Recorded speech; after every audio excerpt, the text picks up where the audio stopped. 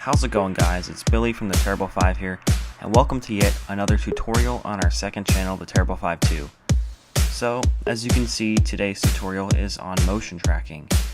Now, motion tracking is very, very important, especially inside of After Effects, where you're going to be doing a lot of visual effects work, because what you can do with it is you can stick certain elements onto your shot and make it look like they're actually in the shot or part of the motion of the camera.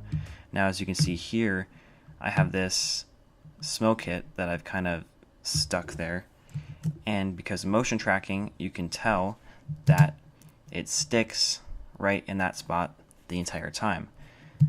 Now, I only have a motion tracked here for a little bit, but you basically get what I'm trying to say.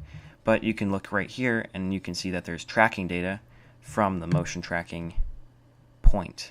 Now, motion tracking, what motion tracking is when you follow the motion of a particular point, or some kind of like point of high contrast. As you can see, I'm following this point because it's pretty high contrast, and the higher the contrast it is, it will be the easier for After Effects to motion track.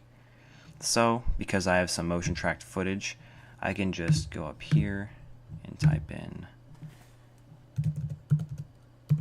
tutorial, and now what I can do is I can parent it to the null object using this pick whip right here, this little circular looking thing, and put it on the null object. And now the text follows the motion of the camera almost as if it were there, except it's obviously not there, but that's the whole point of motion tracking. So let's jump right to it. I have another comp right here without anything motion tracked onto it yet, and so what we're going to do is we're going to scrub through our footage and wait to the part where the footage starts to become not as blurry, and we can see this high contrast point, and as you can see right there looks pretty good. So what we're going to do is we're going to go down here to your tracker, and with the base layer of the footage selected, we're going to hit track motion, which will bring up this point, and you can go around and look for all sorts of points to track. But I found that this one is the best because it's pretty high contrast and it's also green, and nothing really in here is green, so that kind of helps too. Now make this square on the inside about the same size as the object you're tracking, and make this track point just a little bit bigger than that, maybe so you can fit like 9 of these inside of it. I found that doing that makes a more accurate track. Okay, so now that you have your point selected, you're going to hit the Analyze Forward button.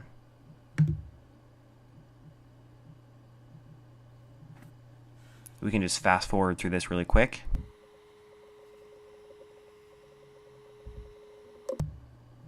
And as you can see, I stopped the motion track because it started to get a little bit off here, and the actors already ran out of the visible frame, so we don't really have to worry about it too much. So now we have our motion track. Now if we want to do it a little bit back more, we can always hit the Analyze Back button, which will do it over again and plus some frames behind.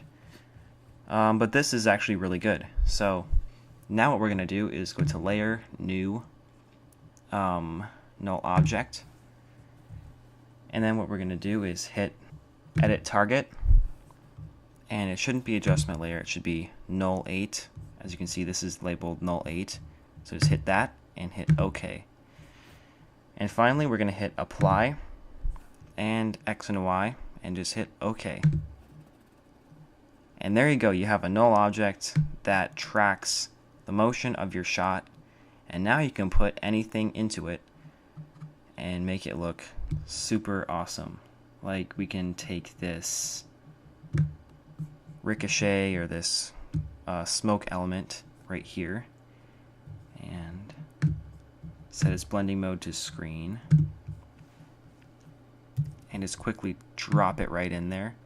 And then you have to make sure that you select it and you select the pick whip and you parent it to the null object, and as long as you parent it to the null object, it'll stick with your whole shot. So as you can see, we had our smoke hit right there on the ground, and it sticks right with the shot. I hope you guys enjoyed this tutorial, and as always, click that subscribe button, subscribe to TheTerribleFive2 and TheTerribleFive, our main channel, and don't forget to check out our latest short film, Left 4 Dead Episode 4. It just came out a couple weeks ago, and it's really cool, by far our best film, so please check that out and subscribe, and we're going to be having a lot more tutorials coming out pretty soon about Left 4 Dead Episode 4. So, thanks for watching guys, and we'll see you next time.